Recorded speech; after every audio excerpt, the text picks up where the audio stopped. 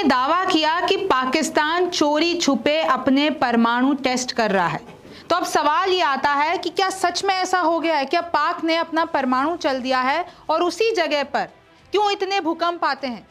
अब चीन भी जो है अपनी पनडुब्बी पाकिस्तान में तैनात कर रहा है। इतना बड़ा खुलासा हुआ है तो भारत के लिए कितनी बड़ी चुनौती है। आसान भाषा में रिमझिम के 5 पॉइंट्स में समझिए कि कैसे पाक ने परमाणु चल दिया है और क्या उसी जगह पे भूकंप इसी कारणवश आ रहा है। दूसरा है पाकिस्तान में चीनी पनडुब्बी तैनात क्यों की जा रही है। तीसरा देखिए कि कितना खतरनाक होता है ये परमाणु परीक्षण। हम बात तो कर देते हैं परमाणु टेस्ट, लेकिन 30 सालों में जो नहीं हुआ है और जो अमेरिका कह रहा है अब हम भी करवाएंगे, और ये भी कह रहा है पाकिस्तान भी चोरी छुपे कर रहा है, तो ये कितना खतरनाक होता है। चौथा है भारत के लिए कितनी बड़ी चुनौती है क्योंकि पाकिस्तान परमाणु टेस्ट कर रहा है। और पांचवा है न्यूक्लियर टेस्ट अगर करते पाकिस्तान पकड़ा जाता है तो उस पर क्या एक्शन होगा। नमस्ते, मेरा नाम रिमझिम जेठानी है और आप मेरा शो रिमझिम के 5 पॉइंट्स देख रहे हैं। सबसे पहले देखिए कि क्या पाकिस्तान ने सच में परमाणु टेस्ट कर लिया है, कर रहा है। देखिए थोड़ा सा आपको पीछे लेकर चलती हूँ। पाकिस्तान ने 28 मई 1998 को चगाई 1 में अपने 5 परमाणु टेस्ट एक साथ किए। फिर 30 मई यानी 30 मई उसी साल 1998 में चगाई 2 में एक और टेस्ट किया, यानी 6 कुल टेस्ट किए। और ये जो चगाई है वो एक तरीके से कोड नाम था। और इसको कहाँ किया गया? पाकिस्तान में जो बलूचिस्तान है वहाँ पर ये न्यूक्लियर ब्लास्ट किया गया 1998 में। और उसके बाद उस पर एक्शन हुए थे, बहुत प्रतिबंध लगे थे, खैर वो अलग बात है। लेकिन बलूचिस्तान के चगाई जिले और खारन रेगिस्तान में ये जो परमाणु टेस्ट हुआ उसने पाकिस्तान की किस्मत बदल दी। और देखिए ये टेस्ट रास को पहाड़ियों पर हुए थे। और अब कहीं ना कहीं ये दावा किया जा रहा है, ये कयास लगाए जा रहे हैं कि इसी स्थान पर एक बार फिर से इन्हीं पहाड़ियों में, इन्हीं गुफाओं में पाकिस्तान एक बार फिर से परमाणु टेस्ट कर रहा है। बलूचिस्तान के लोग, क्योंकि जब ये 1998 में न्यूक्लियर टेस्ट हुआ था, पाकिस्तान ने किया था, तो बलूचिस्तान के लोग खुद को पीड़ित मानते हैं। उन्होंने कहा कि बिना किसी वार्निंग के, बिना किसी की एक तरीके से हमारी परमिशन लिए उस जगह को न्यूक्लियर साइट बना दिया और आज तक हम उसका खामियाजा भुगत रहे हैं। आपको पता है परमाणु रेडिएशन कितना खतरनाक होता है, जनरेशन टू जनरेशन चलता है। फिर अब देखिए एक अर्थक्वेक लिस्ट के अगर हिसाब से मैं बात करती हूँ, क्योंकि ट्रंप ने दावा किया है कि भाई पाकिस्तान तो छुप छुप कर परमाणु टेस्ट कर रहा है, और एक अर्थक्वेक लिस्ट की अगर एक रिपोर्ट देखें वो उसके 10 साल के आंकड़े बता रहे हैं कि बलूचिस्तान में हर साल औसतन 29 भूकंप आते हैं। अब सवाल ये उठता है कि ये जो 29 भूकंप आ रहे हैं ये परमाणु टेस्ट के कारण आ रहे हैं या फिर इसके पीछे कोई ज्योग्राफी है। हालांकि इसका कारण भी देखिए, मैं आपको बता देती हूँ कि बलूचिस्तान जो एरिया है वो ऐसे ज्योग्राफिकली देखी जाए तो वो टेक्टोनिक प्लेट्स के एकदम बीच में है। तो जो अगर हम साइंस में जाते हैं तो उसका नेचुरल रीज़न भी है कि भाई क्योंकि बलूचिस्तान एक ऐसी जगह पर स्थित है जहाँ पर टेक्टोनिक प्लेट्स क्रश होती है, मतलब एक दूसरे से टकराती हैं और दो अलग डायरेक्शन में, तो वो वैसे भी सेंसिटिव है इलाका और इसलिए भी वहाँ पर ज़्यादा भूकंप आते हैं। लेकिन अब यही कयास लगाए जा रहे हैं, दावे किए जा रहे हैं कि भाई आखिरकार पाकिस्तान कर क्या रहा है, क्योंकि एक्सपर्ट्स की माने तो अंडरग्राउंड जो छोटे टेस्ट होते हैं वो पकड़ में नहीं आते हैं। अगर आप एक फुल ब्लोन न्यूक्लियर टेस्ट करते हैं तो वो उसका तो रेडिएशन भी पकड़ में आ जाएगा। जो है ये जो ऊपर सैटेलाइट घूम रही हैं, जैसे अमेरिका तो हर जगह नज़र रखना है, तो वो सैटेलाइट तस्वीरों में दिख जाएगा, सब हो जाएगा। लेकिन अगर आप छोटे कर रहे हैं न्यूक्लियर टेस्ट तो वो कभी कभार रडार में नहीं आते हैं। और ट्रंप ये दावा कर रहे हैं कि जो छोटे न्यूक्लियर टेस्ट हैं वो चीन, ये रूस, पाकिस्तान, ये इन सब के द्वारा किए जा रहे हैं। और अमेरिका कह रहा है कि हम भी करेंगे, लेकिन हम बड़े पैमाने पे करेंगे। तो जो बड़े टेस्ट होते हैं उनके कारण देखिए हवा बदल जाती है, तापमान बदल जाता है, भूकंपीय हलचल हो जाती है। तो अब देखिए सोशल मीडिया पर ये जो बलूचिस्तान में भूकंप आ रहे हैं और जो ट्रंप का दावा, उन दोनों को जोड़ के देखा जा रहा है, लेकिन असलियत मैंने आपको बता दी है। अब दूसरा देखिए कि अचानक पाकिस्तान में चीन की पनडुब्बी क्यों तैनात हो गई है। जब ऐसी खबर आ रही है पाकिस्तान के लिए तो इसी बीच में ये क्या खबर आई है। तो देखिए पाकिस्तान ने चीन के साथ $5 अरब की एक नई डील की है। अगर इसको रुपीज़ में कन्वर्ट करती हूँ 41,500 करोड़ रुपए।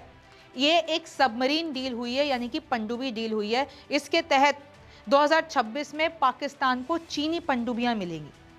उत्तर अरब सागर और हिंद महासागर में अब पाकिस्तान की जो निगरानी है वो इन पनडुब्बियों के सहारे अब वो बढ़ जाएगी।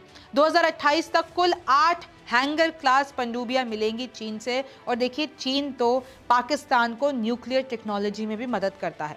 पहली 4 पनडुब्बियां चीन में तैयार की जाएगी, बाकी की 4 जो है पाकिस्तान में असेंबल की जाएगी। तो इस वक्त आप देख रहे हैं, मैं आपको 2 अलग खबरें इसलिए बता रही हूँ ताकि आपको पता चले कि इस वक्त पाकिस्तान और चीन के बीच में क्या चल रहा है और कैसे भारत के लिए एक बड़ी चुनौती हो सकती है। पाकिस्तान की तकनीकी नौसैनिक निर्माण क्षमता में अब इजाफा हो गया क्योंकि उसको 8 पनडुब्बियां मिलने वाली है चीन के द्वारा।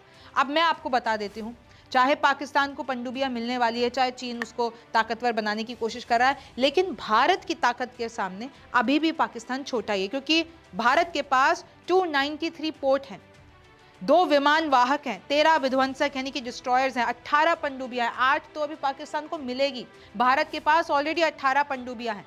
पाकिस्तान के पास, नेवी के पास करीब 121 पोत हैं।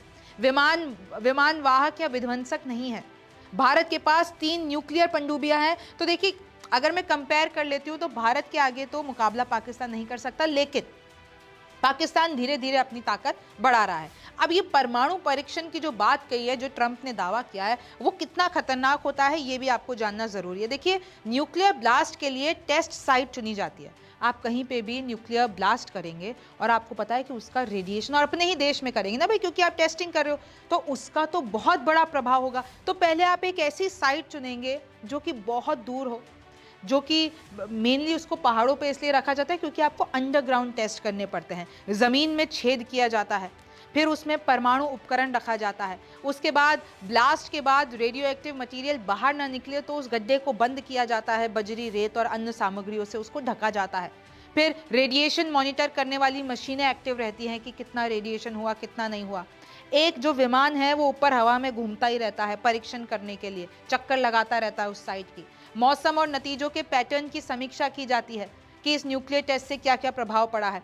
विस्फोटक के बाद एक बड़ा गड्ढा उस साइट पे बन जाता है और फिर वहाँ पर एक तरीके से सिक्योरिटी तैनात होती है। फिर साइंटिस्ट आते हैं, वहाँ से नमूने लेते हैं, डेटा, जब पूरा मामला ठंडा हो जाता है तो वहाँ से नमूने लिए जाते हैं। तो देखिए, गड्ढे के जो सतह पर, मतलब गड्ढे के नीचे जो है वो चट्टानें जमा हो जाती हैं क्योंकि वो पिघल जाती है न्यूक्लियर टेस्ट के बाद। तो इस तरीके से देखिए न्यूक्लियर टेस्ट किया जाता है। ज़रूरत इसलिए होती है न्यूक्लियर टेस्ट कराने की क्योंकि आपको यूरेनियम इनरिचमेंट करना पड़ता है, तो इसलिए भी ज़रूरी होती है। कुछ कहते हैं कि अगर आप न्यूक्लियर टेस्ट नहीं करोगे तो कमज़ोर पड़ जाएंगे, तो ये एक तरीके से मैं आपको बता दूं मिथ है, ऐसा कुछ नहीं होता है। दुश्मन देशों को आपको ये भी दिखाना है कि हमारी मारक क्षमता कितनी है। अगर न्यूक्लियर टेस्ट हो जाता है तो भाई सामने वाले को पता है ना कि अब आप हम पे आंख उठा के नहीं देख सकते हो क्योंकि हमारे पास न्यूक्लियर बम है, हम चाहें तो कुछ भी कर सकते हैं। और सबसे मुश्किल होता है परमाणु फ्यूल को पाना। देशों में होड़ लगी रहती है, इसकी स्मगलिंग होती है परमाणु फ्यूल की। ज़रूरी नहीं है कि बिना टेस्ट किए कमज़ोर पड़ जाएंगे परमाणु, वो एक थ्योरी फैला दी गई है कि अगर आपने टेस्ट नहीं किए तो कमज़ोर, हालांकि ऐसा कुछ होता नहीं है। और देखिए, बगैर धमाका किए भी संभव है कि आप अपना न्यूक्लियर परीक्षण, देखिए फुल ब्लोन टेस्ट तो नहीं कर पाएंगे जैसा जो ट्रेडिशनली होता है, लेकिन जैसे अभी रूस ने किया, रूस ने अपने 3 ताज़ा हथियार टेस्ट किए। एक मिसाइल जो कि न्यूक्लियर पावर्ड है, एक उन्होंने एक समुद्री ड्रोन लॉन्च किया और बोला कि न्यूक्लियर पावर्ड है, लेकिन उसमें असल में परमाणु इस्तेमाल नहीं किया, कंप्यूटराइज तरीके से, टेक्नोलॉजी तरीके से उसको परीक्षण किया, असल में न्यूक्लियर छोड़ा नहीं उन्होंने। विस्फोट में सुरक्षा और रेडिएशन की गारंटी नहीं। अब आप सोचिए, अगर आप एक परमाणु परीक्षण करा रहे हैं तो उसमें कोई गारंटी नहीं होती है कि रेडिएशन कितना दूर तक फैलेगा, नुकसान कितना गहरा होगा। अगर आपसे थोड़ी सी भी चूक हुई तो आपका खुद का देश भी बर्बाद हो सकता है उस रेडिएशन से, अगर आपने ठीक से नहीं किया। और बहुत पहले ऐसे किस्से भी हुए, आपको पता है, एक रिपोर्ट बताती है अमेरिका में जितने भी परमाणु परीक्षण हुए हैं तकरीबन 7 लाख लोगों की मौत हो गई है। हालांकि जब भारत ने किया था तब ऐसा कुछ नहीं हुआ था, हमने बहुत ही कंट्रोल तरीके से किया था। 1998 में पोखरण में हमने लास्ट न्यूक्लियर टेस्ट किया था। और अब ऐसा कहा जा रहा है कि कहीं ऐसा ना हो, अगर इस रेस में, परमाणु रेस में, अगर पाकिस्तान अपने आप को आगे बढ़ा रहा है तो फिर भारत को भी कोई कदम उठाना पड़ेगा, उसको भी कुछ टेस्टिंग करनी पड़ेगी। खैर वो बात की बात है। तो देखिए, न्यूक्लियर परीक्षण करना इतना भी आसान नहीं है, वैज्ञानिक और तकनीकी तैयारी होती है। 6-12 महीने तो आपको डिज़ाइन, 6 से 12 महीने आपको डिज़ाइन तैयार करने में लग जाते हैं। 500 से 1000 वैज्ञानिकों की टीम काम करती है, साइंटिस्ट काम करते हैं। यूरेनियम या प्लूटोनियम को आपको एनरिच करना पड़ता है, लॉजिस्टिकल तैयारी में आपको 3 से 6 महीने लग जाते हैं। तो एक बहुत लंबा मतलब प्रोसेस है, ऐसा नहीं कि रातों रात आपने सोचा कि हम न्यूक्लियर टेस्ट करेंगे और आपने, तो ये बहुत लंबे टाइम से ये प्रोसेस चलता है। और अक्सर देखिए, अगर हम पाकिस्तान की बात कर रहे हैं, पाकिस्तान में चगई या फिर किरथार पहाड़ियाँ इस्तेमाल होती हैं न्यूक्लियर परीक्षण के लिए। वहाँ गहरा गड्ढा यानी 500 से 1000 मीटर तक का गड्ढा उनको खोदना पड़ता है। पिछली बार भी उन्होंने किया था। और देखिए, पाकिस्तान ने अभी तक CTBT पर हस्ताक्षर नहीं किया है, यानी पाकिस्तान इज फ्री कि वो न्यूक्लियर टेस्ट कर सकता है, उसको कोई रोकेगा नहीं। लेकिन फिर भी इंटरनेशनल लॉज तो हैं न्यूक्लियर के, मैं वो आपको आगे बताऊंगी। पाकिस्तान को चीन की मदद मिलती रहती है, वो चाहे टेक्नोलॉजी हो, चीन चाहे सहायता हो, किसी भी मामले में चीन पीछे नहीं है, पाकिस्तान को सारी सहायता दे रहा है। अब चौथा पॉइंट यह है, भारत के लिए कितनी बड़ी चुनौती है। भारत के लिए मैं आपको बता दूं, क्षेत्रीय सुरक्षा बैलेंस बिगड़ेगा। पाकिस्तान के परमाणु हथियार, सवाल यही आता है कि भारत में कितना अंदर तक अटैक कर सकते हैं। अब जरा मैं आपको बता देती हूँ। नॉर्मली देखा जाए, पाकिस्तान से दिल्ली की दूरी तकरीबन 500 से 600 किलोमीटर है। मुंबई 1000 किलोमीटर दूर है पाकिस्तान से, कोलकाता 1500 किलोमीटर से ज़्यादा दूर है। अब ज़रा आते हैं कि पाकिस्तान के पास कौन कौन सी ऐसी मिसाइल हैं जो अगर वो छोड़ता है तो नुकसान कहाँ कहाँ तक पहुँच सकता है। छोटी रेंज वाली मिसाइलें सीमा के पास के इलाकों पर हमला कर सकती है अगर पाकिस्तान छोड़ता है। जैसे कि इनके पास नस्र है, हातिफ 9, उसकी रेंज है 70 किलोमीटर, यानी जम्मू कश्मीर या पंजाब के बॉर्डर तक उसकी रेंज है, वहाँ तक हमला कर सकता है। गजनवी हफ्त 3 रेंज जो कि 290 किलोमीटर की रेंज है, अमृतसर जालंधर तक जा सकती है। अब्दाली हफ्त 2 रेंज यानी 450 किलोमीटर, मैं आपको समझा देती हूँ, चंडीगढ़ दिल्ली के बाहरी इलाके राजस्थान की बॉर्डर तक उसकी रेंज है।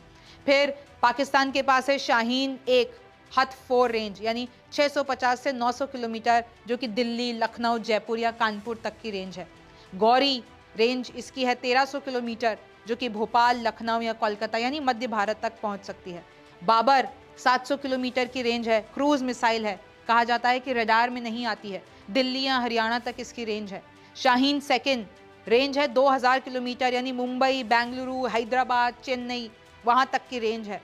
फिर शाहीन 3 इसकी रेंज है तकरीबन 2700 किलोमीटर, यानी अंडमान और निकोबार तक भी पहुंच सकती है, दक्षिण भारत के सबसे कोने के इलाके में पहुंच सकती है। अबाबिल इसकी रेंज है 2200 किलोमीटर, यानी पूरा भारत कवर हो सकता है। पाकिस्तान के पास रेंज तो है, लेकिन भारत के पास भी बहुस्तरीय बैलिस्टिक मिसाइल डिफेंस है, और इससे 5000 किलोमीटर तक की रेंज है हमारे पास कि अगर कहीं से भी हमला होता है हम अपने आप को प्रोटेक्ट कर सकते हैं। हमारे पास सरफेस टू एयर मिसाइल है, S-400 है, बराक 8 है, आकाश सीरीज है, स्पाइडर है। एयर डिफेंस सिस्टम के मामले में कोई भी पाकिस्तान की तरफ से हमला, भारत उसको डिफेंड कर सकता है। लेकिन भारत पर ऐसे परमाणु छोड़ना पाकिस्तान के लिए कोई इतना भी आसान काम नहीं है। माना कि उनकी कोई पॉलिसी नहीं है, भारत की तो पॉलिसी है नो फर्स्ट यूज़, यानी हम पहले हमला नहीं करेंगे, लेकिन पाकिस्तान के पास तो ऐसी कोई पॉलिसी नहीं है। लेकिन पाकिस्तान के लिए एकदम, मैं आपको बता दूं, इम्पॉसिबल है इस तरीका का कोई हमला भारत पे करना। क्या न्यूक्लियर टेस्ट करते पकड़े गए तो क्या होगा? अगर पाकिस्तान पकड़ा जाता है न्यूक्लियर, अभी तो ट्रंप ने इशारा कर दिया। अब देखिए, सवाल तो ये जो इंटरनेशनल एजेंसी है एटॉमिक की, वो लोग भी कुछ ज़्यादा कर नहीं पा रहे हैं, उनको भी एक्शन लेना चाहिए। लेकिन एक तरीके से कई सालों में देखा जाए तो ये जो एजेंसी है उसकी जो पकड़ है, उसका जो इन्फ्लुएंस है वो कम हो गया है। लेकिन कानून अभी भी हैं, अंतर्राष्ट्रीय समुदाय एक्शन ले सकता है पाकिस्तान पर और किसी भी देश पर अगर वो परमाणु परीक्षण करते हुए पकड़े जाते हैं। तो न तो कोई विदेशी मदद मिलेगी, अगर पाकिस्तान पकड़ा गया तो पाकिस्तान को कोई भी विदेशी मदद नहीं मिलेगी, ना उसे कोई लोन मिलेगा, और अमेरिका उस पर आर्थिक और सैन्य प्रतिबंध और लगा देगा। अभी जो ट्रंप दोस्त बने फिरते हैं, तो अगर वो पकड़े गया पाकिस्तान तो अमेरिका को ही उन पर प्रतिबंध लगाना पड़ेगा पाकिस्तान पर। जापान और यूरोपियन यूनियन तुरंत मिलिट्री बैन लगा सकते हैं। IMF और वर्ल्ड बैंक जैसी संस्थाएं पाकिस्तान को लोन नहीं देंगी। पाकिस्तान भारत ने साल 1998 में लास्ट टेस्ट किए थे, उसके बाद अब ट्रंप कह रहे हैं कि अब 29 सालों के बाद, अब क्योंकि ये सब कोई चोरी छुपे कर रहे हैं, तो अब अमेरिका भी, ऐलान किया उन्होंने कि अमेरिका भी अब न्यूक्लियर परीक्षण करेगा, और हम दावा ठोक के ये बात कहते हैं कि अब हम करेंगे। इससे अब खतरा ये है कि एक नई न्यूक्लियर आर्म्स रेस शुरू हो जाएगी, जो दुनिया के लिए ठीक नहीं है। और अगर ये शुरू होता है तो फिर कौन कौन से देश बीच में कूदेंगे उसकी आप बिल्कुल आप यू कांट इमेजिन दैट। आपको पता है ना, ईरान ने कोशिश की थी और अमेरिका और इजराइल ने हमला कर दिया। तो अब इस पर आगे क्या होगा ये तो वक्त बताएगा। आप रिमझिम के 5 पॉइंट्स देखते रहिए। मेरा नाम रिमझिम जेठानी है, आपसे फिर मुलाकात होगी।